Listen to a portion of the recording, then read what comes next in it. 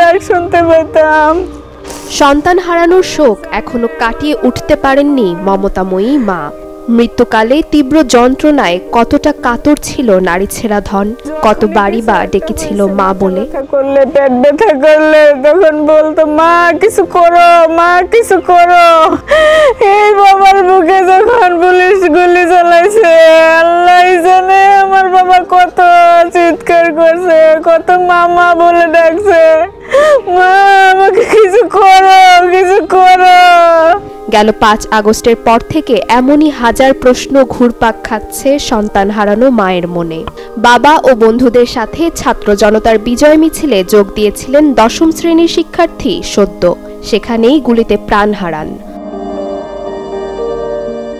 আনন্দ উৎসবের ভিড়ে বিকাল 4টার দিকে আলাদা হয়ে যান বাবা ছেলে। বাবা ভেবেছিলেন বন্ধুদের সাথে উল্লাসে মেতে আছে সদ্য, কিন্তু সময় গড়ালেও খোঁজ মেলে না তার। পরে রাত 9টায় ছেলের রক্তাক্ত নিথর দেহটি খুঁজে পান এনাম মেডিকেলে। আজকে আমার একটা মাত্র ছেলেই ছিল। আমি আমার ছেলের বাবা ডাক শুনতে পারি না। আমার ছেলে আমাকে অনেক বাবা ডাকতো, অনেক বায়না ধরতো। আজকে তো আমার সাথে কেউ বায়নাও ধরে না। আমার ছেলেদের আমাকে তো কেউ বাবা বলে ডাকে না। আমি কেন বাবা ডাক শুনতে পারি না? আমাকে যারা বাবা ডাক শোনা থেকে বঞ্চিত করছে, আমি তার সুস্পষ্ট বিচার দাবি করছি। বাবা মা বুক ফাটা কষ্ট প্রকাশ করতে পারলেও শূন্য দৃষ্টিতে ছোট ভাইকে খুঁজে ফেরে প্রতিবন্ধী বোন তৃষ্মা। 6 আগস্ট সদ্যের মরদেহ দাফন করা হয় নিজ গ্রামের পারিবারিক কবরস্থানে। ওনার একটি ছেলে, একটা মেয়ে প্রতিবন্ধী। ওনার সংসারের যে অবস্থা তাকে আমার বাসায় প্রকাশ নাই।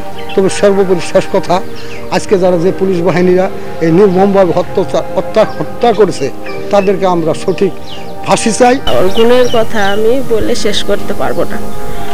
ও এমন আমার কাছে কেন, সবার সাথে সবার খুব আদরের ছিল। আর বাবা মার একমাত্র সন্তান ছিল। আমি আমার নিজের ছেলেকে সবসময় বলতাম, দেখো তোমার ভাইয়া কেমন, তুমি ওর মতো হবা।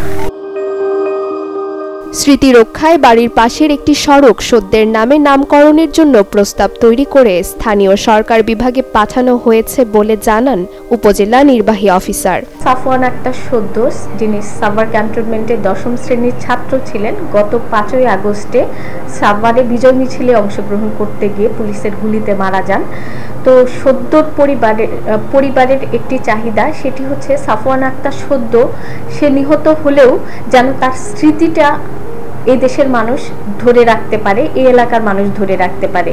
সেজন্য তারা একটি রাস্তার নাম সদ্য নামে করার জন্য আমাদের কাছে একটি দাবি জানিয়েছেন। আমরা সেই দাবি অনুযায়ী রাস্তাটি পরিদর্শন করেছি এবং হচ্ছে কি সেই মোতাবেক প্রস্তাব তৈরি করে আমরা স্থানীয় সরকার বিভাগে প্রেরণ করেছি।